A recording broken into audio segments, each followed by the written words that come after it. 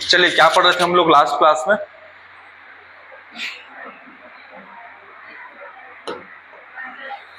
क्या अंतर पढ़ रहे थे ना? चलिए, आज ना मैं ना एट द लास्ट पूरे ऋग्वेद, आप भी आए हो आज, आप भी आए हैं आज, और आप भी आए हो आज। 2 दिन 3 दिन क्यों नहीं आए थे? रेगुलर रहना पड़ेगा, तब आप समझ पाएंगे। आपको तो कल ही बोल दिए हैं कि आप भी आए हो आज। देखो, हम लोग पढ़ रहे थे ऋग्वैदिक और उत्तर वैदिक। पूरे ऋग्वैदिक और उत्तर वैदिक को मैं समराइज कर देता हूं, जिसमें मैं स्पेशली समराइज करूंगा महाजनपद काल के कंटेस्ट को लेके, है ना? क्योंकि और कितने बार समराइज करूंगा, बहुत बार समराइज कर दिया। तो अभी आज का जो मुद्दा है वो इंपॉर्टेंट चीज को लेके है। देखिए, एक तरफ मैं लिख रहा हूं ऋग्वैदिक काल। क्या लिख रहा हूं? ऋग्वैदिक काल। ऋग्वैदिक काल कब आया है? तो ऋग्वैदिक काल का टाइम पीरियड है 1500 बीसी से लेके 1000 बीसी तक, इतना ही है। और इसके बाद कौन सा है? उत्तर वैदिक काल। कौन सा काल है? उत्तर वैदिक काल। तो उत्तर वैदिक काल जो है वो बच्चों, वो आया है कब? 1000 बीसी से लेके 600 बीसी तक आया है। ठीक है। कल जब हमने पढ़ना चालू किया था तो आपको अलग अलग चीजें बताई थी, जिसमें मैंने आपको क्या क्या कंटेस्ट लेके बताया था। तो आपको पहला कंटेस्ट तो उत्पत्ति के आधार पर बताया था कि उत्पत्ति के आधार पर क्या क्या डिफरेंसेस है। तो मैंने बताया था क्रमिक रूप से वो किधर की तरफ बढ़ते गए हैं, पश्चिम से पूर्व की तरफ बढ़ते गए हैं, ये बताया था उत्पत्ति के आधार पे। उत्पत्ति के आधार के बाद मैंने बताया था भौगोलिक विस्तार। तो भौगोलिक विस्तार में किस किस लोकेशन पे बढ़े हैं, तो वो लोकेशन बताया था। उसके बाद मैंने आपको बताया सामाजिक व्यवस्था। तो सामाजिक व्यवस्था का क्रक्स ये है कि जो जो ऋग्वैदिक पीरियड है उस दौरान समाज थोड़ा सा बेहतर हुआ करता था। जो समाज था वो पितृसत्तात्मक था। वहां पे जो महिलाएं थी, महिलाओं को स्थान संतोषजनक रूप में दिया गया था, मतलब महिलाओं का सम्मान किया जाता था। किसमें? ऋग्वैदिक टाइम पीरियड में। सभा, समिति, विदत नाम की 3 संस्थाएं होती थी, जिसमें विदत जो संस्था थी वो महिला की अधिकता विदत संस्था में ज्यादा होती थी। सभा, समिति, तीनों ही संस्थाओं में महिलाओं की भागीदारी थी। राजा, जो राजा होता था उसे गोपस से बोलते थे या गोप बोलते थे। राजा अपना कोई भी डिसीजन लेता था तो सभा, समिति और विदत के सलाह के आधार पर लेता था। किसमें? ऋग्वैदिक पीरियड में। लेकिन उत्तर वैदिक पीरियड में चीजें बदलती गई। उत्तर वैदिक पीरियड में जब पितृसत्तात्मक समाज आया तो समाज में पुरुष समाजवाद ज्यादा बढ़ गया, महिलाओं की स्थिति खराब हो गई। महिलाओं को सभा, समिति, विदत, ये 3 समितियों संस्था में स्थान देना बंद कर दिया गया, विदत को समाप्त कर दिया गया। ठीक है। इस प्रकार से जो सामाजिक व्यवस्था थी उसमें यहाँ पे पितृसत्तात्मक था, यहाँ पे कठोर पितृसत्तात्मक समाज आ गया। ठीक है। अब इसी तरीके से अर्थव्यवस्था की बात करेंगे तो ऋग्वैदिक काल में, मैं आपको सबकी समरी बता रहा हूं ना, क्योंकि बुक में डिटेल में दिया है। देखो, ऋग्वैदिक काल में क्या था कि पशुपालन ज्यादा होता था, कृषि कम होती थी। लेकिन उत्तर वैदिक काल में कृषि ज्यादा हुई और पशुपालन कम हुआ। क्यों कम हुआ ऐसा? क्योंकि 1000 में क्या हो गया? लोहे का आविष्कार हो गया। और जब लोहे का आविष्कार हो जाता है बच्चों, तो उस मनुष्य के पास क्या आता है? हल आता है। तो हल आता तो आसानी से खेती जोत सकता था, आसानी से वो पैदावार कर सकता था, आसानी से वो स्टोर बना सकता था, स्टोर बना के अनाज का संग्रहण कर सकता था। तो याद रखिएगा, उत्तर वैदिक काल में कृषि व्यवस्था ज्यादा तेजी से बढ़ी और पशुपालन को कंट्रोल किया गया। पशुपालन कम हुआ, लेकिन पशुपालन में भी जंगली जानवरों को लोहे के माध्यम से क्या किया गया? कंट्रोल कर लिया गया। यानी बड़े बड़े जानवरों को कंट्रोल करने के लिए मनुष्य के पास क्या आ गया? लोहा आ गया। तो मनुष्य बड़े जानवरों को कंट्रोल कर लिया। ठीक है, ये समझ में आया। अर्थव्यवस्था, समाज समझ में आया, भूगोल समझ में आया।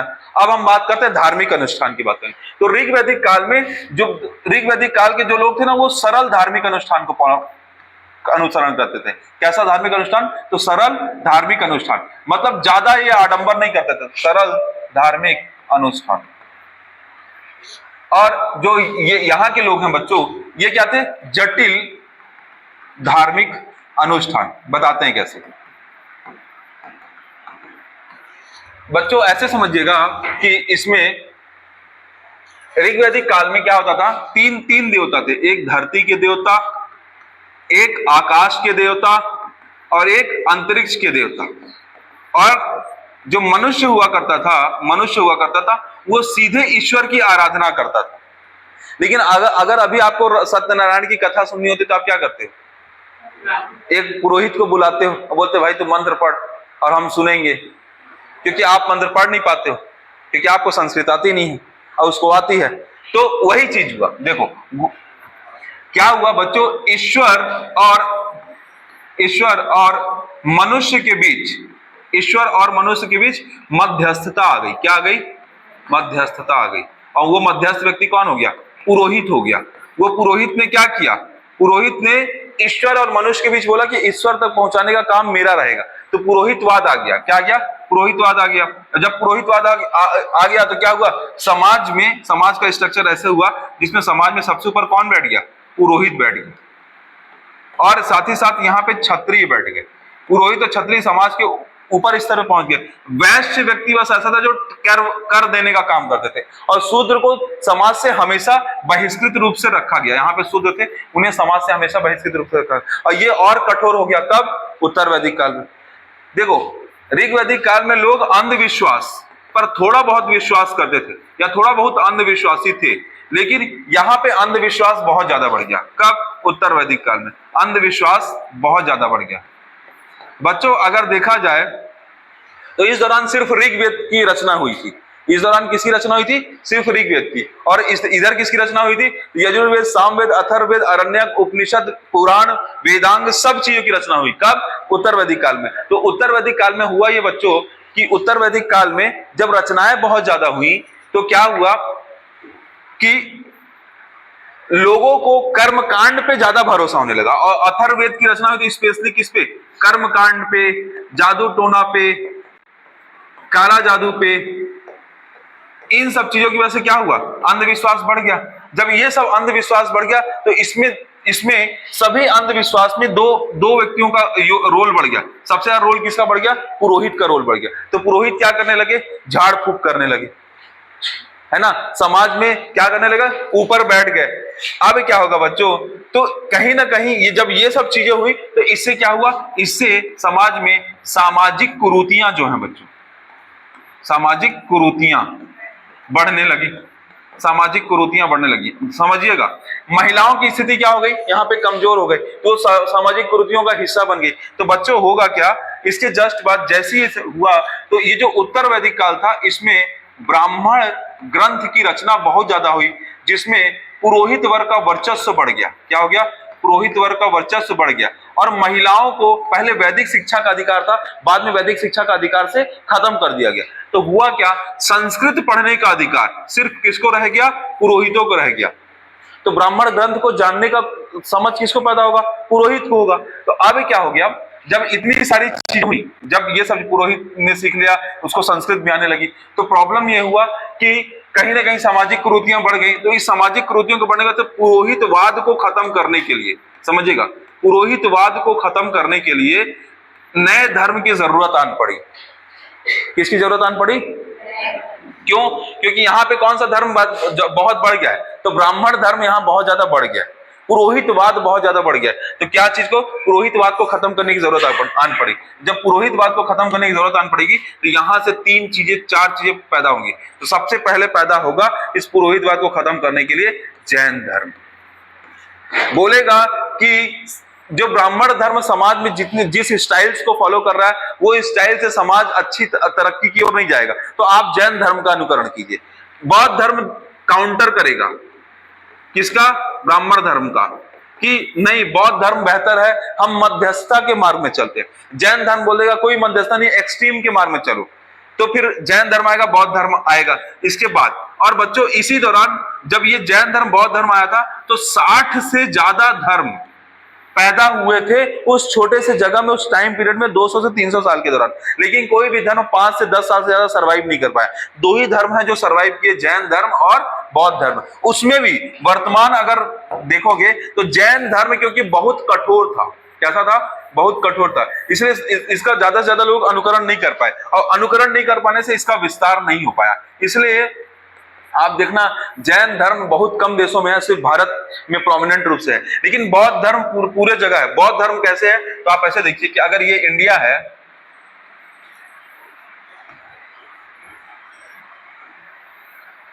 ये क्या हो गया? श्रीलंका पूरा बौद्ध धर्म से भरा है।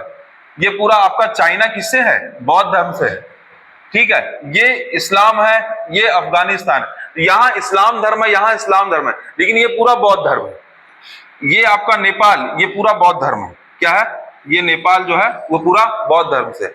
जो भूटान है ये भी बुद्धिस्ट लोगों का है, तिब्बती लोगों का है। तो ये सब कहाँ है? सब बुद्ध धर्म से भरे हुए। और जैन धर्म अगर देखोगे तो जैन स्पेशली बच्चों राजस्थान और गुजरात में पाए जाते हैं हमारे यहाँ, और वो राजस्थान गुजरात के जैन लोग और हर जगह जगह पाए जाते हैं। स्पेशली अगर मैं कहना ये चाहूँ कि जैन धर्म बौद्ध धर्म देखेंगे तो जैन धर्म कठोर होने की वजह से बौद्ध का विस्तार बहुत ज्यादा नहीं हो पाया, लोग उसको फॉलो नहीं कर पाए और बौद्ध धर्म का विस्तार हुआ। बौद्ध धर्म में बच्चों दो शाखा है, एक को बोलते हैं हीनयान और एक को बोलते हैं महायान। इसी तरीके से बच्चों इसमें भी श्वेतांबर और दिगंबर दो शाखा है। दिगंबर शाखा बहुत टफ शाखा है, और हीनयान क्या है? पुरानी विचारधारा पर आधारित है। महायान क्या है? नई विचारधारा पर आधारित है। तो महायान का बहुत ज्यादा प्रचार हुआ, तो महायान का लोगों ने अनुकरण किया। बच्चों अगर आप वर्ल्ड का नक्शा देखोगे तो आपको यह समझ में आएगा, यहां पे ना बहुत सारे ऐसे छोटे छोटे देश हैं जिसे बोलते हैं आसियान कंट्री। क्या कहते हैं? ASEAN country. आसियान कंट्री में टोटल 10 देश आते हैं। कितने देश आते हैं? और 10 में तकरीबन 8 और 9 देश ऐसे हैं जो बुद्धिस्ट धर्म को फॉलो करते हैं, जैसे कि लाओस, कंबोडिया, वियतनाम, फिर उसके बाद हांगकांग, सिंगापुर। ये जितने भी देश हैं ये सब कैसे हैं? बुद्धिस्ट हैं। कैसे हैं? और किसी तरीके से किसका प्रचार हुआ है? तो बौद्ध धर्म का प्रचार होने की वजह से। और ये सब में किसका योगदान है? तो एक राजा आएगा अशोक, आप मौर्य वंश में पढ़ोगे तो अशोक का योगदान है। अशोक के योगदान की वजह से मतलब अशोक ने उसी को श्रीलंका तक पहुंचाया और फिर धीरे धीरे वो अपने आप एक्सपेंड हो गया। तो इस तरीके से चीजें हुई है। मैं कहना ये चाह रहा हूं कि उत्तर वैदिक काल में जो कमियां थी उसको दूर करने के लिए नया धर्म की जरूरत पड़ने लगी समाज को, तो उसके काउंटर में जैन धर्म और बौद्ध धर्म आएगा। अब बच्चों जब मैं आपको पहली क्लास में बताया था तो मैंने बताया था कि जब पूरा ये सामाजिक व्यवस्था खत्म होगा और राजनीतिक व्यवस्था में नई राजनीतिक व्यवस्था आएगी, जब गुप्त चालू होगा, कुषाण चालू होंगे, तो जैन और बौद्ध वापस खत्म हो गया। मौर्योत्तर वंश में एक राजा है जिसका नाम है पुष्यमित्र सुंग वंश की जब स्थापना होगी तो अभी क्या है? पहले ब्राह्मण धर्म था, फिर कौन सा धर्म आया? जैन धर्म आया, फिर कौन सा धर्म आया? बौद्ध धर्म आया। वापस से जब सुंग आएगा तो वापस से वो वैदिक धर्म को लेके आएगा। तो पुष्यमित्र किस धर्म को लेके आएगा? वैदिक धर्म को लेके आएगा। और जब वापस से वैदिक धर्म को लेके आएगा बच्चों, तो वो वैदिक धर्म 3 हिस्सों में टूटेगा अगली बार। और अगली बार 3 हिस्सों में टूटेगा तो बोलेगा शैव धर्म, शिव को मानने वाले। दूसरा बोलेगा वैष्णव धर्म, विष्णु की पूजा करने वाले। किसकी पूजा करने वाला है? वैष्णव धर्म, विष्णु की भी। और एक होगा शाक्त धर्म, जो शक्ति की पूजा करते हैं। किसकी पूजा करते हैं? शाक्त धर्म, शक्ति धर्म, जो लक्ष्मी की पूजा करेंगे, सरस्वती की पूजा करेंगे, है ना, पार्वती की पूजा करेंगे। जो माँ दुर्गा का जो अनुकरण होगा वो वैदिक धर्म के दूसरे चरण में होगा। समझ रहे हो? बहुत इंपॉर्टेंट चीज बता रहे हैं और बहुत आसान तरीके से बता दे रहे हैं। अब अच्छा शिव को पढ़ोगे तो शिव में बहुत सारी नाथ पंथ आएंगे, बहुत सारे पंथ आएंगे, सेक्ट आएंगे, बहुत सारे सेक्ट आएंगे, वो आपको जानने की जरूरत नहीं। तो मुद्दे की चीज ये है कि उत्तर वैदिक काल में ब्राह्मण धर्म या वैदिक धर्म का प्रभाव ज्यादा पड़ा। अब थोड़ा सा और अच्छे समझोगे बच्चों, तो अगर आप मौका दो तो मैं एक चीज और समझा देता हूं। देखो बच्चों, 4 चीजों को कंपेयर करके बता देते हैं बहुत ज्यादा ही अच्छे तरीके से। देखो ऐसे समझना, मनुष्य पाषाण काल में, आप जैसे जैसे पढ़े, पहले कौन सा काल आया? पाषाण काल आया। पाषाण काल आया, फिर कौन सा काल आया? सिंधु घाटी की सभ्यता। यही आया था कि नहीं आया था? सिंधु घाटी की सभ्यता। और सिंधु घाटी की सभ्यता के बाद कौन सी सभ्यता आई? वैदिक सभ्यता, है ना। वैदिक सभ्यता आई। वैदिक सभ्यता कितने हिस्सों में टूटी? वैदिक सभ्यता 2 हिस्सों में टूटी। एक कौन सी आई? ऋग वैदिक, और एक कौन सी आएगी? उत्तर वैदिक। उत्तर वैदिक आएगी। फिर बच्चों आगे जब आप बढ़ोगे वैदिक सभ्यता के बाद, जो आज मैं ओपन करूंगा चैप्टर, वो है महाजनपद काल। कौन सा आएगा? महाजनपद। और महाजनपद काल से ही बच्चों यहाँ पे बहुत सारे, एक मगध साम्राज्य का, मगध महाजनपद सबसे बड़ा महाजनपद निकल के आएगा। और उसमें कौन सा वंश आएगा? तो हर्यक वंश, शिशुनाग वंश, नंद वंश, मौर्य वंश आएंगे। ये वंश आएंगे। अब बच्चों तो ऐसे होगा, अब समझिएगा, ये आपको दिख रहा है। अब इधर देखिए, पाषाण काल में मनुष्य को पूजा ही करना नहीं आता था, उसको नहीं समझ था, है ना, उसको समझ ही नहीं था। तो उसने गुफा चित्रों के माध्यम से थोड़ा बहुत आकृतियां बनाई। क्या बनाई? आकृति बनाई। और उसको ही आकृति बनाई और उसकी ही थोड़ा बहुत पूजा किया तो किया। लेकिन सिंधु घाटी सभ्यता में बच्चों आपने ये देखा होगा पशुपतिनाथ की मूर्ति देखा है, अरे बोलो ना, पशुपतिनाथ की मूर्ति। इसके अलावा आपने देखा है गर्भगृह से निकलता हुआ पौधा, फिर योगी की मूर्ति देखा है ना। ये सब क्या है, ये सब ये बताते हैं, ये सब ये बताते हैं कि सिंधु घाटी सभ्यता के दौरान 3 प्रकार के देवता थे बच्चों। एक प्रकृति देवता थी, प्रकृति की पूजा होती थी। एक किसकी पूजा होती थी, पशु की पूजा होती थी। और एक किसकी पूजा होती थी, तो मातृ देवी की पूजा होती थी। धर्म ऐसे बना है ना, सबसे पहले धर्म, तो सबसे पहले किसकी पूजा हुई, हर वो चीज जो मनुष्य को जीवन जीने में मददगार है। जब मनुष्य पहले होता है सूरज नहीं रहेगा तो दिन नहीं रहेगा, अच्छा रात में चंद्रमा होगा तो रोशनी होगा, तो उसने सूरज की पूजा की, उसने चंद्रमा की पूजा की, उसने पानी की पूजा की, उसने हवा की पूजा की। हर वो चीज जो मनुष्य के जीवन जीने में सहयोगी रही, मनुष्य ने उस चीज को ये समझा ये मेरे से ऊपर है, ये मेरे को जीवन जीने में सहयोग करती है, इसलिए मनुष्य ने उसकी पूजा की। ये पूजा क्या कहलाई, प्रकृति पूजा कहलाई। क्या कहलाई, इस दौरान वो मनुष्य के जीवन जीने में पशु उसका सहयोग करता है, इसलिए बाद में जाके वैदिक सभ्यता में किसकी पूजा की गई, गाय की पूजा की। गाय को अघन्या कहा गया। ऐसी स्त्रियां हो गई जो पूरे आजीवन क्या करने लगी, पशुओं की सेवा करने लगी, जिसमें उनको एक दुहिता कहा गया जो दूध दुहने का काम करती थी। उसमें एक महिलाएं ऐसी आई जो मंदिरों में रहती थी, जो क्या कहलाई, आमजू कहलाई। आमजू, अगन्या, दुहिता, ये तीनों वर्ड इंपॉर्टेंट है, ये तीनों वर्ड क्वेश्चन में पूछता है और बच्चे को हमेशा नहीं बनता है ऐसे प्रश्न। देखो अब आगे देखोगे, ये सिंधु घाटी सभ्यता के बाद बच्चों जब आप वैदिक सभ्यता की बात करोगे तो वैदिक सभ्यता के लिए तो मैंने आपको बता ही दिया है, यहाँ पे ये देवता है। इसी को मैं थोड़ा सा और एक्सप्लेन कर देता हूं बच्चों।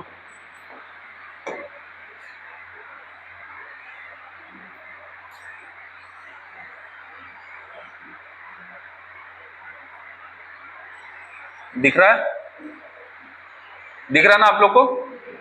देखो इसको एक्सप्लेन ऐसे करते हैं कि बच्चों यहाँ पे जो देवता थे वो तीन अलग अलग चीजों को फॉलो करने वाले थे। कौन से, धरती के देवता अलग, आकाश के देवता अलग, है ना, अंतरिक्ष के देवता। जैसे अंतरिक्ष के देवता में इंद्र को माना गया, धरती के देवता में अग्नि को माना गया, समझ गए, आकाश के देवता में मारुत को माना गया, ठीक है, सूर्य को माना गया। देखो लेकिन अगर यहाँ पे देवता की बात करोगे तो यहाँ पे सबसे पवित्र देवता कहलाए प्रजापति। कौन कहलाए, प्रजापति। यहाँ के जो पशुओं को जिस देवता को, जो पशुओं के लिए जो देवता थे वो पूषण थे। पूषण यहाँ के लिए शूद्रों के देवता हो गए, और शूद्रों के देवता सबसे नीचे किस्म के देवता हो गए। तो पूषण देवता किस उत्तर वैदिक काल में क्या हो गए, शूद्रों के देवता हो गए। जो पहले क्या होते थे, पशुओं के देवता था, और पशु क्या था, मनुष्य के लिए उपयोगी था, तो उसकी पूजा करते थे। एक रुद्र नाम के देवता का जिक्र किया जाता है, यहाँ पे जिक्र होता है मात्र। वो रुद्र देवता ये यहाँ पे जाके दूसरे सबसे बड़े देवता बन जाते हैं। ये रुद्र वही है जो शिव है, रुद्र वही है जो शिव है। क्या है, रुद्र वही है जो शिव है, रुद्र वही है जो शिव है। मैं आपको कहना ये चाह रहा हूं, समझिएगा, जब ऋग्वैदिक काल आया तो ऋग्वैदिक काल में ऋग्वैदिक काल में क्या हुआ, देवता का मनुष्य रूप में आना हुआ, मनुष्य के रूप में देवता आया, मनुष्य के रूप में देवता। कैसे, कहने का मतलब समझिएगा, बोगच कोई अभिलेख में 4 चीजों का कंटेस्ट है। एक इंद्र है, एक वरुण है, एक मित्र है, एक नासत्य है। बच्चों ये चारों का उल्लेख इसके पहले नहीं मिला है। ये देवता रूप में, मनुष्य के रूप में। मैंने बताया था ना कि एक आदमी को भगवान आदमी के रूप में दिखता है, एक कुत्ते को भगवान कुत्ते के रूप में दिखता होगा। तो मनुष्य, मानवीय रूप मनुष्य का कब आया, ऋग्वैदिक काल में। लेकिन इसमें क्या हुआ, अब इसमें कंपटीशन होने लगा देवताओं में। नहीं, ये देवता, यहाँ देवियों की पूजा का कॉन्सेप्ट अभी कैसा आया है, तो देवी को मात्र देवी, बस धरती माँ को यानी पृथ्वी को क्या माना गया है, देवी माना गया। ठीक है, अब यहाँ पे लड़ाइयां होगी, और क्या होगा कि जो यहाँ के देवता होंगे उनमें कंपटीशन होगा। ये जो इंद्र है सबसे प्रमुख देवता है, अग्नि सबसे प्रमुख देवता थे, अब यहाँ के प्रमुख देवता कौन हो जाएंगे, प्रजापति हो जाएंगे। और प्रजापति की 2 पुत्री थी, सभा और समिति, बताया था ना।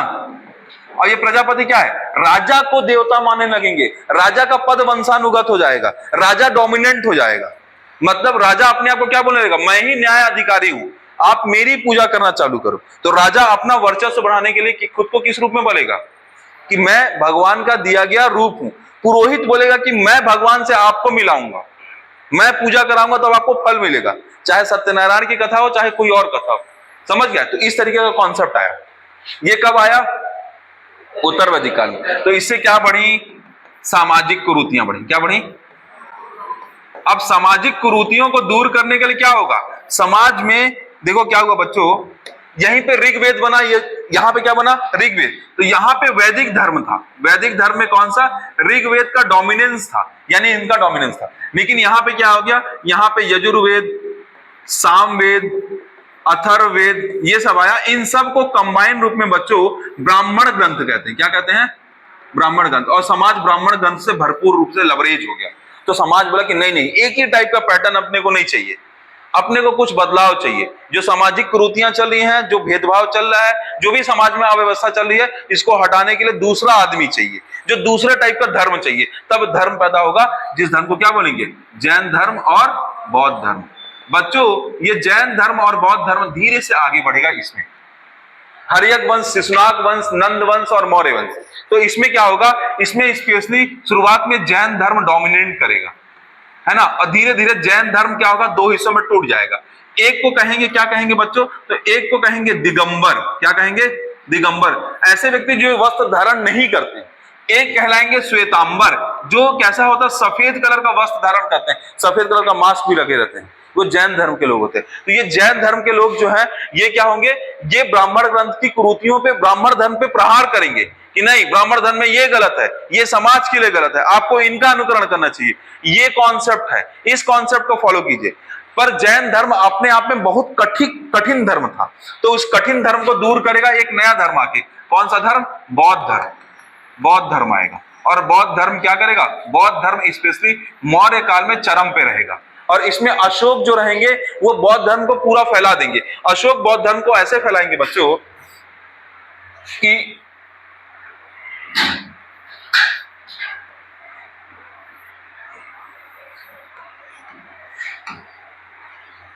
अब देखो, साम्राज्य में इतने बड़े पूरे क्षेत्र में बौद्ध धर्म फैल जाएगा। पूरे जगह किसका वर्चस्व हो जाएगा? सिर्फ बौद्ध धर्म का हो जाएगा। क्यों हो जाएगा? बौद्ध धर्म का। अब देखो बच्चों क्या है, जैन धर्म के साथ दिक्कत ही होगी, अभी मैं आगे बताऊंगा आपको। जैन धर्म में एक तो कठोर चीजें आ जाएंगी, बहुत कठोर, उनको फॉलो करना बहुत कठिन रहता है, ठीक है, जैन धर्म को। और दूसरी चीज क्या थी? जैन धर्म में मतलब संस्कृत निष्ठ भाषाओं का प्रयोग किया जाएगा। तो संस्कृत सामान्य वर्ग की भाषा नहीं थी। सामान्य वर्ग की भाषा क्या थी? प्राकृत भाषा थी, पाली भाषा थी। तो जो बौद्ध धर्म रहेगा उसको पाली भाषा में लिखा जाएगा। किस भाषा में लिखा जाएगा? पाली भाषा में। तो ज्यादा जनमानस को कवर कर पाएगी, ज्यादा लोगों को समझ में आएगा, इसलिए लोग किसको फॉलो करेंगे? बौद्ध धर्म को। और इसमें सबसे ज्यादा सहयोग कौन करेगा? अशोक करेंगे। क्यों करेंगे? तो अशोक शिलालेख खुदवाएंगे, अशोक स्तंभ लेख खुदवाएंगे। अभिलेख बताया था पहली क्लास, भारत में अभिलेख, मास्की अभिलेख, गुर्जरा अभिलेख, अशोक टोटल 13 तरीके के अभिलेख लिखाएंगे, जिसमें किसमें धर्म का वर्णन होगा, किसी में धर्म की नीति होगी, किसी में यह बताएगा कि कौन सी चीजें कैसे से समाज चलेगा, क्या चीजें सही है क्या चीजें गलत है। तो अशोक का बहुत बड़ा योगदान रहेगा और बौद्ध धर्म का प्रचार होगा। लेकिन बच्चों जैसे ये बौद्ध धर्म समाप्त हो, बौद्ध धर्म मौर्य वंश समाप्त होगा, तो मौर्य वंश जैसे ही समाप्त होगा तो मौर्य वंश के बाद बच्चों अगला जो वंश आ जाएगा वो मौर्योत्तर वंश आएगा। कौन सा वंश आएगा?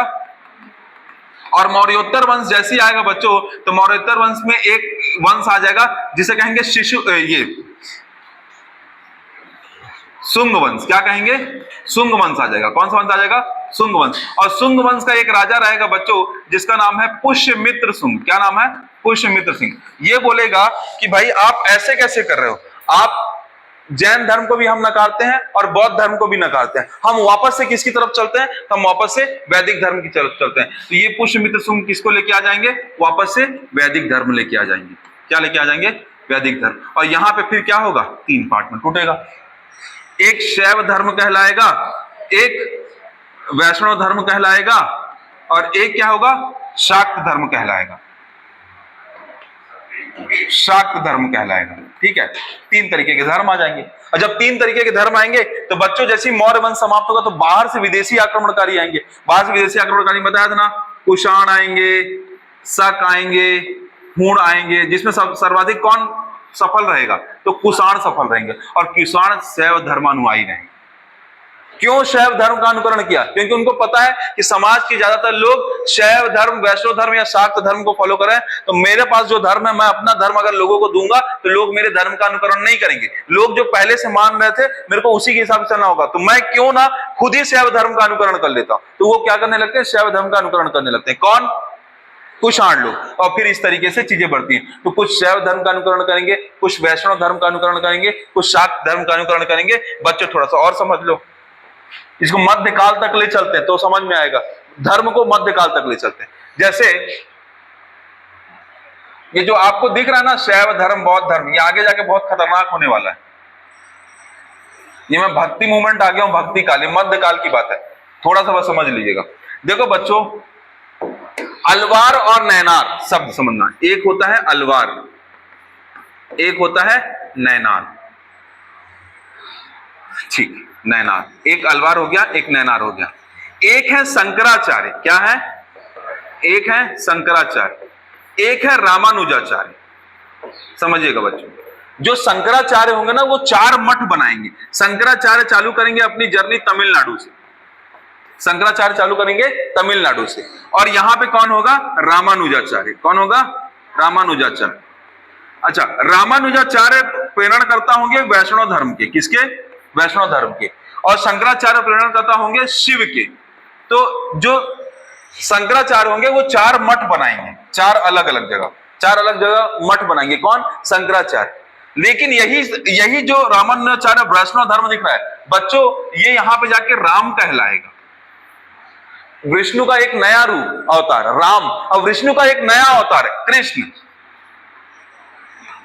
तो देखो क्या होगा? भक्ति आंदोलन होगा। भक्ति आंदोलन में 2 शाखा आएगी, एक ज्ञान मार्गी आएगी जो कि मूर्ति पूजा नहीं करेगी, एक प्रेम मार्गी आएगी जो मूर्ति पूजा करेगी। जो प्रेम मार्गी शाखा होगी उसके 2 रूप होंगे, एक कृष्ण की पूजा करेंगे, एक राम की पूजा करेंगे। कृष्ण और राम क्या है? एक ही है, विष्णु के अवतार है कृष्ण और राम।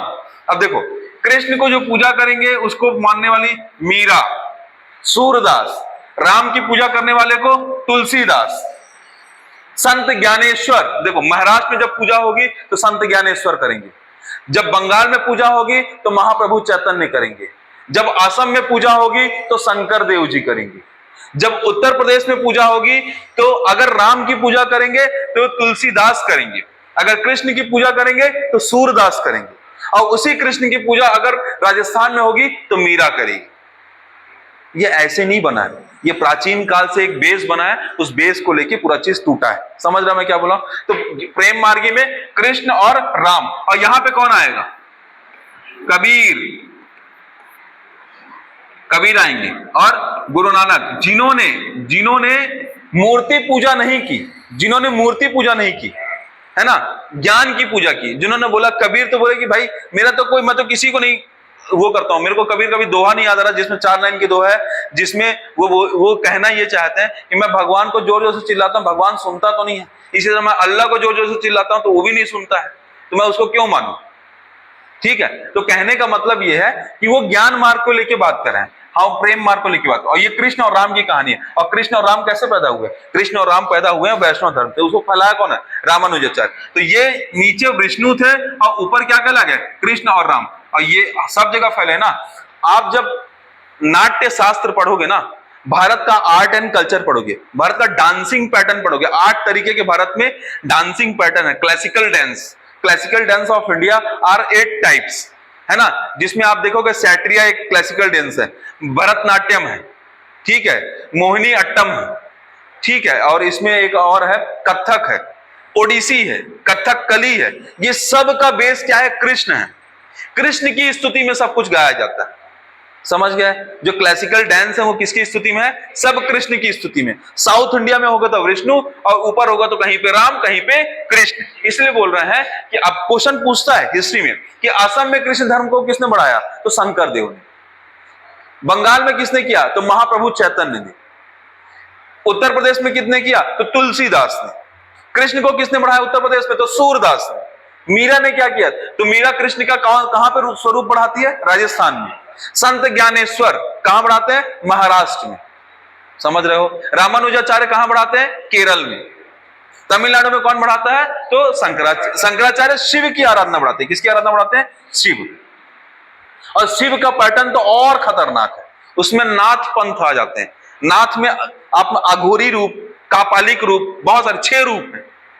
6 रूप में भी बहुत सारी चीजें, तो इतना सब जानने की जरूरत नहीं। मोटा मोटा मैंने आपको पूरा धर्म का एक स्ट्रेच लाइन खींच दिया कि किस तरीके से धर्म है। तो ये धर्म ऐसे नहीं बना, ये धर्म कहां से आया है? तो आप धर्म आया है उत्तर वैदिक काल की कुरीतियों के बाद से धर्म पैदा हुआ। बच्चों कुल मिला के अगर आप उत्तर वैदिक धर्म को देखोगे तो मैं मोटी मोटी 2-3 बातें और बता देता हूं। जैसे बच्चों ये सब चीजें हुई तो फिर इसके बाद षड दर्शन आया। क्या, कौन सा दर्शन आया? जिसमें चारवाक दर्शन आया, खाओ पियो मस्त रहो, कौन बोलता है? चारवाक बोलता है। फिर योग दर्शन आया कि योग के बगैर मनुष्य का जीवन अधूरा है, तो योग को लिखने वाले व्यक्ति कौन थे? पतंजलि। फिर ये आया कि आपको मनुष्यों के साथ बहुत ही अच्छे बिहेव से रहना चाहिए, यानी मनुष्य के साथ न्याय करते हुए रहना चाहिए, तो उसको लिखने वाला कौन व्यक्ति था? गौतम जी थे।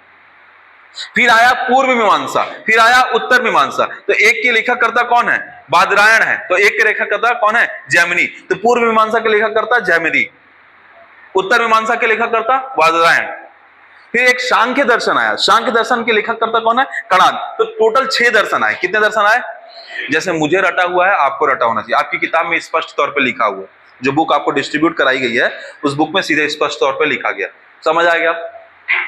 अब बच्चों देखो मुद्दे की चीज, ऋग्वैदिक काल में क्योंकि धर्म सरल था तो यहां विवाह की पद्धति सिर्फ 2 तरीके की थी, अनुलोम विवाह और प्रतिलोम विवाह। मतलब उच्च वर्ग का पुरुष और निम्न वर्ग की महिला के साथ विवाह होगा तो कौन सा विवाह? अनुलोम विवाह। इसमें क्या होगा? निम्न वर्ग का पुरुष और उच्च वर्ग की महिला होगी तो प्रतिलोम विवाह। लेकिन यहाँ पे विवाह की 8 पद्धतियां आएंगी। देखो उसमें कौन कौन सा विवाह आएगा, तो विवाह सुनिएगा। एक होगा आपका ब्रह्म विवाह, एक होगा आपका देव विवाह, एक होगा अर्श विवाह, एक होगा प्रजापत्र विवाह, असुर विवाह, गंधर्व विवाह, राक्षस विवाह, पिशाच विवाह। 8 प्रकार के विवाह पद्धति आएंगी और 8 प्रकार की विवाह पद्धति को आपको लिखा बताया गया। जिसमें देव विवाह आपको याद रखना है कि ऐसा विवाह मतलब जिसमें कन्या का परिवार यज्ञ का कार्य करता है, उस कन्या से अगर आपका विवाह होगा तो वो देव विवाह कहलाएगा। गंधर्व विवाह एक प्रेम विवाह था, ठीक है। राक्षस विवाह क्या है? जिसमें अपहरण द्वारा विवाह किया जाता है, वो राक्षस विवाह है। विश्वासघात के द्वारा जब विवाह किया जाता है तो वो पिशाच विवाह है, ठीक है। और समान वर्ग में जब विवाह होता है तो वो ब्रह्म विवाह। ये सब बातें किसमें लिखी गई हैं? आपकी किताब में है। कौन सा? ब्रह्म विवाह बोले तो समान वर्ग में विवाह, देव विवाह बोले तो कन्या का परिवार क्या करता हो? यज्ञ का कार्य करता हो, ठीक है। फिर अर्श विवाह बोले तो कन्या के पिता को वर्ग द्वारा एक जोड़ी बैल दिया गया, मतलब लड़का पक्ष लड़की पक्ष को एक जोड़ी बैल दिया है, तो कैसा विवाह होगा? अर्श विवाह होगा। प्रजापत्र विवाह में विवाह कौन सा होगा? बिना किसी लेन देन के विवाह होगा तो प्रजापत्र विवाह होगा वो, ठीक है। क्लियर हुआ? तो आप ये समझिए कि वैवाहिक पैटर्न भी बदला है। बच्चों उत्तर वैदिक काल में 16 संस्कार का कॉन्सेप्ट आता है। किसका कॉन्सेप्ट आता है? उत्तर वैदिक काल में वर्ण व्यवस्था का कॉन्सेप्ट आता है। वर्ण व्यवस्था जो है वो कर्म आधारित ना होकर बाद में अब जन्म आधारित होने लगी है, यानी राजा का बेटा ही राजा बनने लगा। पहले राजा का बेटा नहीं राजा बनता था। राजा के 4 पुत्र, अगर चारों पुत्र, एक पुत्र ये पढ़ने में अच्छा है तो पुरोहित बनेगा, एक पुत्र युद्ध में अच्छा है तो योद्धा बनेगा, क्षत्रिय कहलाएगा, एक पुत्र यदि गणित में व्यापार में अच्छा है तो वो वणिक कहलाएगा, एक पुत्र यदि सेवा भाव में अच्छा है तो वो शूद्र कहलाएगा। ऐसा उल्लेख है, ठीक है। तो उत्तर वैदिक काल की बातें पूरी समझ में आएगी नहीं? विवाह के 8 पैटर्न समझ में आए कि नहीं? बच्चों यज्ञ की बात करते हैं उत्तर वैदिक काल में। अच्छा इसमें समझिएगा, ऋग वैदिक काल में यज्ञ और बलि को महत्व था। ऋग वैदिक काल में महत्व था, बिल्कुल था, लेकिन अच्छा इस यज्ञ और बलि का महत्व सिंधु घाटी सभ्यता में भी था। कहां? कालीबंगन से अग्निकुंड की यज्ञ वेदिकाएं मिली, यानी सिंधु घाटी सभ्यता में यज्ञ का महत्व था। यज्ञ इसमें भी होता था, ऋग वैदिक काल में भी होता था, यज्ञ उत्तर वैदिक काल में भी होता था। यहाँ पे यज्ञ होता था, ठीक है, बलि होती थी, ठीक है, लेकिन यहाँ पे एक नया कॉन्सेप्ट आ गया, तपस्या। तो लोग तप करते थे, उसी तपस्या का परिणाम है कि इसी तपस्या का अनुकरण करेंगे बौद्ध धर्म और जैन धर्म के लोग। और बुद्ध क्या करेंगे? 6 वर्ष तक तपस्या करते रहेंगे, है ना। पुनपुन नदी के किनारे, निरंजना नदी के किनारे इनको क्या होगी? ज्ञान प्राप्ति होगी बुद्ध को, ठीक है। तो आप ये क्या समझ रहे हैं? यज्ञ बलि के साथ क्या आ गया? तपस्या आ गई। जब यज्ञ बलि के साथ तपस्या आ गई तो यज्ञ यहां इंपॉर्टेंट हो गया। तो उत्तर वैदिक काल में 5 प्रकार के यज्ञ होते थे। कितने प्रकार के यज्ञ? जिसमें सबसे महत्वपूर्ण यज्ञ जो है वो राजसूय यज्ञ। कौन सा? राजसूय यज्ञ है, सर्वाधिक महत्वपूर्ण यज्ञ था, जिसे राज्य अभिषेक के दौरान किया जाता था। इसके अलावा एक और इंपॉर्टेंट यज्ञ है जो कि अश्वमेध यज्ञ है। कौन सा है? अश्वमेध यज्ञ है। सबसे बड़ा जो डोमिनेंट यज्ञ था वो अश्वमेध यज्ञ ही था। अश्वमेध यज्ञ कैसा यज्ञ था? तो इसमें राजा द्वारा अपनी सीमा विस्तार के लिए घोड़े को खुला छोड़ देते थे। घोड़ा जितनी दूर तक जाता था उतनी दूर तक वो राजा अपना क्या करता था? उस क्षेत्र को अपना क्षेत्र बना लेता था। ठीक है, ये कौन सा यज्ञ हो गया? अश्वमेध यज्ञ। तो एक अश्वमेध यज्ञ हुआ, दूसरा राजसूय यज्ञ हुआ, तीसरा वाजपेय यज्ञ हुआ, जिसमें राजा क्या करता था? राजा अपना एक रथ तैयार करता था और युद्ध के दौरान रथ को दौड़ा देता था, और उधर से दूसरा रथ तैयार करता था और दोनों में लड़ाई होती थी और उस दौरान यज्ञ होता था। तो यज्ञ को कौन सा यज्ञ बोलते हैं? वाजपेय यज्ञ कहते हैं। कौन सा यज्ञ कहते हैं? वाजपेय यज्ञ कहते हैं। पुरुष की जहां बलि दी जाती है उसे पुरुष मेघ यज्ञ कहते हैं। जब पुरुष की बलि देते थे तो कौन सा यज्ञ? पुरुष मेघ यज्ञ। यानी कितने तरीके के यज्ञ बताया आपको? 4 तरीके के यज्ञ बताया हूं।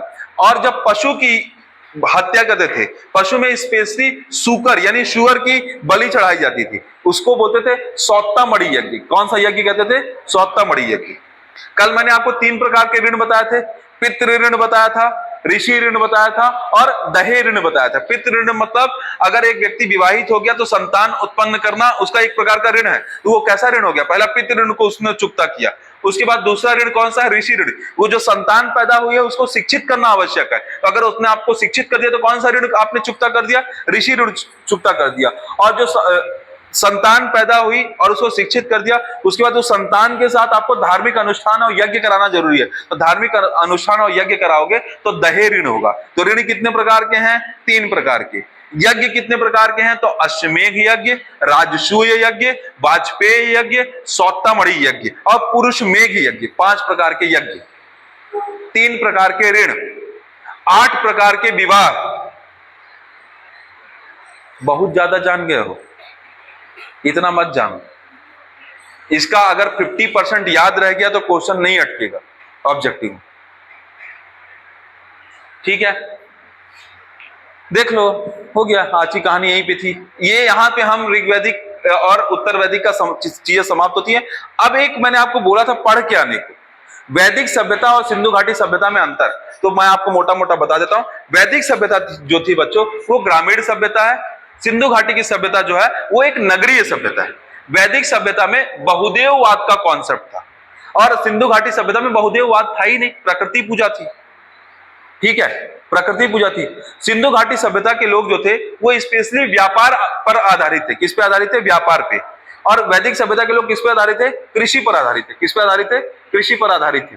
सिंधु घाटी सभ्यता के लोग जो थे वो शिक्षा के लिए चित्रात्मक प्रणाली का प्रयोग करते थे, या गुष्ठोद्भवन लिपि का प्रयोग करते थे, या सर्पिलाकार लिपि का प्रयोग करते थे। लेकिन ऋग्वैदिक काल में जो ऋग्वेद लिखा गया वो कैसे लिखा गया है? वो लिखा गया है सुन सुन के, तो मौखिक प्रणाली का प्रयोग करते थे। एक ऋग्वेद में एक जगह बड़ा अच्छा लिखा है कि ओम ब्रह्मा मुरारी त्रिपुरांतिकारी भानु शशिभु विशुद्धौ बुधस्य गुरु शुक्र प्रचयोद यादम, ऐसे करके पूरा श्लोक लिखा गया। अच्छा, ये श्लोक कैसे मुझे कैसे होगा? तो मैंने बचपन में मेरे के साथ मैंने प्रेयर की है, तो उस प्रेयर से मुझे याद आया, तो बाद में समझ में आया कि वो प्रेयर किस में लिखी गई है? ऋग्वेद में लिखी। मैंने आपको अभी 2 दिन पहले बताया कि ओम देव शांति है, अंतरिक्ष गम शांति है, आपा शांति है, पृथ्वी शांति है ना। ये है, ये भी किसका है? ये ऋग्वेद में कहीं लिखा गया, समझ रहे? आपने एक सरस्वती वंदना सुनी होगी जब शाक्त धर्म, याकुंदेन्दु तुषार हार धवला यासु प्रवस्थाविता, सुना है? नहीं सुना होगा तो आप सुन लेना कभी, ठीक है, जीवन में मौका मिलेगा आपको। तो आप मोटा मोटा ये समझिए कि जो पूजा मतलब जो श्लोक या मंत्र कहे गए हैं ये सब कहां में स्पेशली कहे गए? ऋग्वेद में। ऋग्वेद से कहां लिए गए? यजुर्वेद में। 2000 मंत्र किसमें है? यजुर्वेद में। 40 मंडल किसमें है? यजुर्वेद में। याद करो, सामवेद में कितनी ऋचाएं हैं? 1875 ऋचाएं। 1800 ऋचाएं कहां से ली गई हैं? ऋग्वेद से ली गई हैं। 75 ऋचाएं कब लिखी गई हैं? जब सामवेद की रचना हुई। अथर्ववेद में क्या है? तो जादू, टोना, प्रेम, वशीकरण, काला जादू, औषधि, इन सब के बारे में किसमें कहा गया? अथर्ववेद में कहा गया। अथर्वण उनके रचयिता है। सब पढ़ा है कि नहीं पढ़ा है? तो आप इतना डिटेल में अगर चीजें जान रहे हैं तो आपका ऋग्वैदिक, उत्तर वैदिक और सिंधु घाटी सभ्यता में कोई मतलब आपको प्रॉब्लम नहीं हो पढ़ने में, समझने में। तो इस तरीके से हम ये समझते हैं कि ये वैदिक काल का चीज समाप्त हुआ। बच्चों, वैदिक काल समाप्त करने के पहले धीरे से एक चीज और जोड़ते हैं वैदिक काल को। वैदिक काल को कैसे जोड़ते हैं तो देखिए, वैदिक काल अपने साथ एक चीज छोड़ के जाता है, राजा का पद वंशानुगत है, राजा लाभार्थी हो चुका है। राजा का पद क्या है? क्या है? वंशानुगत है। राजा का पद वंशानुगत है। राजा क्या हो गया है? राजा आकांक्षी हो गया है। राजा के पास क्या हो गया है? राजा के पास लोहे का आविष्कार, तो लोहे के हथियार हो गए। फिर राजा क्या चाहता है? क्योंकि कृषि की प्रणाली बड़ी है उत्तर वैदिक काल में, तो राजा कृषि क्षेत्र का विस्तार करना चाहता है, किसी क्षेत्र का विस्तार करना चाहता है। इसलिए राजा क्या करेगा? राजा जन जन जन जन जन और ये जन, ये अलग अलग लोग हैं, अलग अलग जगह रहते हैं। ये राजा इस पर अटैक करेगा, इसको जीतेगा, इसको जीतेगा, इसको जीतेगा, इसको जीतेगा, इसको जीतेगा, सबको जीत के अपना एक अलग से जन बना देगा। तो जन प्लस जन प्लस जन प्लस जन इक्वल टू महाजन।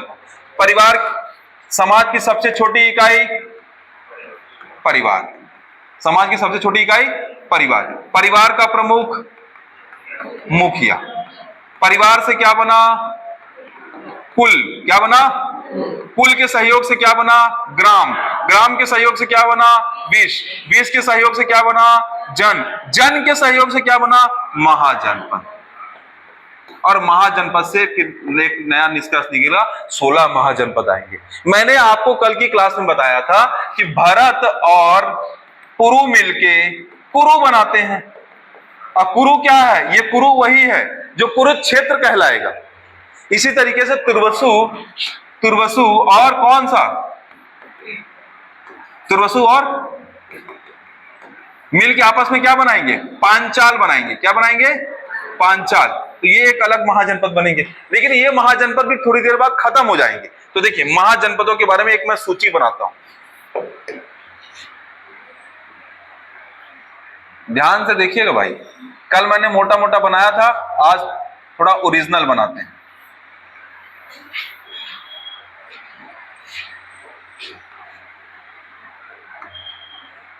देखिएगा, सबसे पहले मैं जगह बैठा रहा हूं। यहां पे बैठाया है मैंने कंबोज को। किसको बैठाया है? तो एक हो गया। ये दूसरा क्या है? गांधार। क्या है? गांधार। तीसरा जो है बच्चों वो है पेशावर। कौन सा है? पेशावर। चौथा जो है बच्चों ये है कुरुक्षेत्र। तो ये कौन सा है? कुरु। कौन सा है? कुरु। अगला जो है ये है पांचाल। कौन सा है? पांचाल। ये जो अगला है मत्स्य है। कौन सा है? मत्स्य। ये जो अगला है अश्मक है। अश्मक, अशक, अशक दिखेगा आपको बुक में, उसको अश्मक कर लीजिएगा या अशक कर लीजिएगा। बच्चों, सबसे पूर्व में आपको दिखेगा अंग। क्या दिखेगा? अंग। अंग के जस्ट नीचे आपको दिखेगा मगध। क्या दिखेगा? मगध। यहां पे आपको दिखेगा काशी। क्या दिखेगा? काशी। और यहां पे आपको दिखेगा, काशी के अलावा यहां पे आपको दिखेगा कौशल। क्या दिखेगा? कौशल। और कौशल के बगल में आपको दिखेगा कौशाम्बी। कौशाम्बी। यहां पे आपको दिखेगा विदेह। यहीं पे आपको दिखेगा मल्ल। यहां पे आपको दिखेगा बच्चों उज्जैनी। उज्जैनी को ही बोलेंगे अवंती, या इसी को उज्जैनी बोलेंगे। ठीक है, कितने हो गए?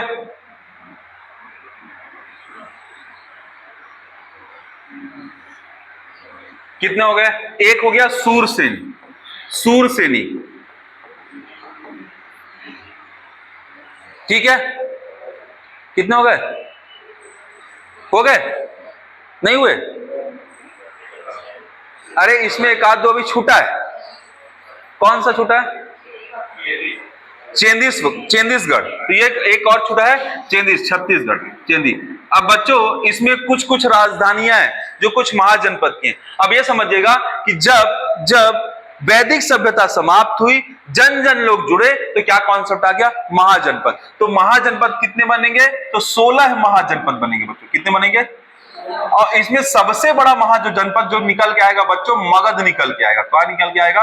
मगध। इसके काउंटर में जो महाजनपद रहेगा वो अवंती रहेगा। कौन सा रहेगा?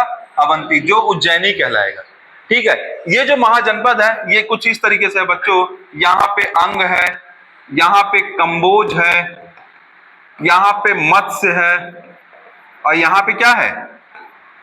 अश्मक है, अश्मक है।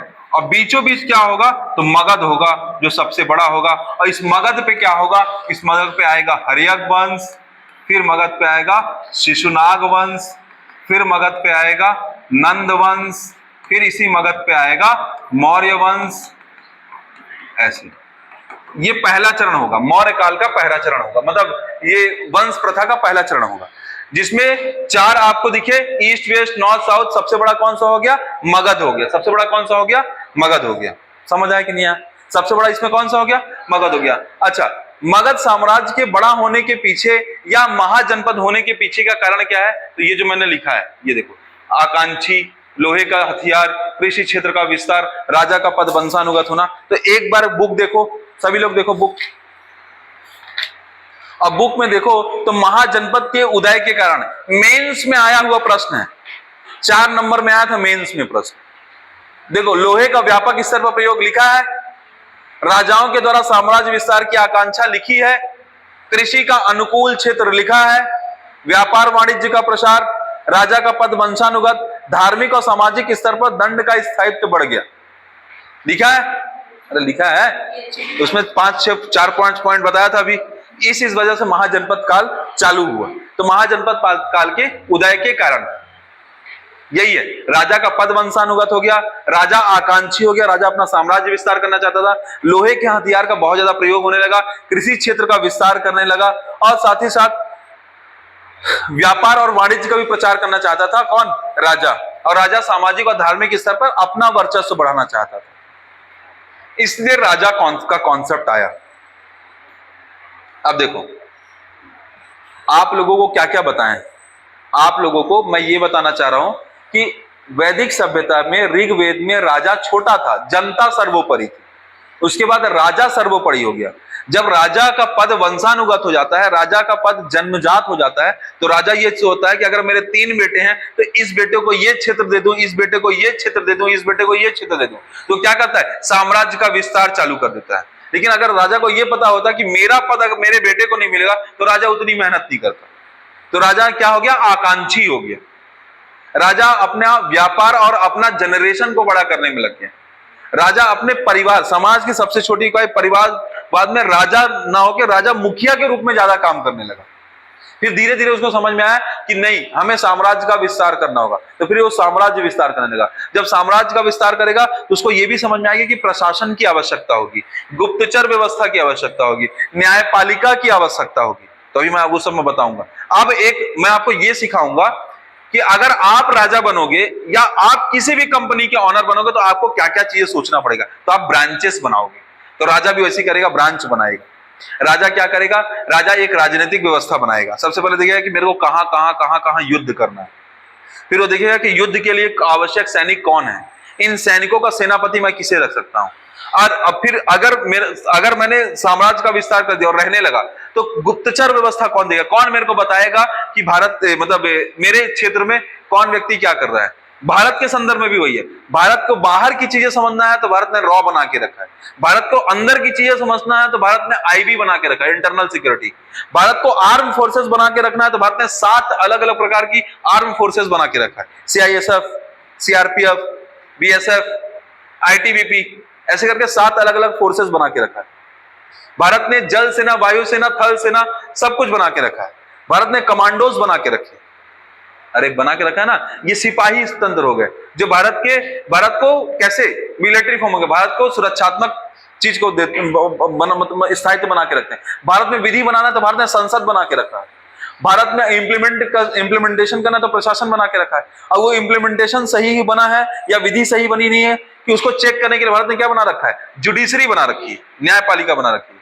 और उस जुडिशरी में न्यायपालिका ऊपर है, क्योंकि वो कहां? अमेरिकी संविधान से प्रेरित है और उसका स्ट्रक्चर कुछ इस तरीके से बच्चों, इस तरीके से। तो न्यायपालिका सबसे ऊपर है, न्यायपालिका के बगल में क्या है? संसद, और इधर क्या है? कार्यपालिका। लेकिन न्यायपालिका को ऐसी कंडीशन में भी ऊपर रखा गया। और बीचों बीच क्या है? कॉन्स्टिट्यूशन। क्या है? कॉन्स्टिट्यूशन। संविधान सर्वोपरि। इस तरीके से पूरा क्या हो गया? भारत का स्ट्रक्चर। ऐसे ये जो कॉन्सेप्ट आया ये ऐसे नहीं आया। इस कॉन्सेप्ट को सबसे पहले लेके आएंगे विष्णुगुप्त, चाणक्य। विष्णुगुप्त चाणक्य लेके आएंगे, चाणक्य ही समझाएंगे। चाणक्य लिखेंगे कौटिल्य का अर्थशास्त्र, और कौटिल्य का अर्थशास्त्र वास्तव में अर्थशास्त्र नहीं है, राजनीतिक व्यवस्था है। राज्य शब्द की पहली बार परिकल्पना लेके आएंगे कौन? कौटिल्य लेके आएंगे। समझ आया? ठीक है, तो आज की सभा यहीं करते हैं समाप्त। इसके बाद देखेंगे जो आपके लिए इंपॉर्टेंट चीजें हैं वो सब बता दी गई। बुक पढ़ना चालू कीजिए, अपने आप समझ में आना चालू होगा। बच्चों ये बुक की बातें हैं, लेकिन बुक से ज्यादा ये कॉन्सेप्ट है जो मैं आपको बता रहा था। ठीक है, चलिए।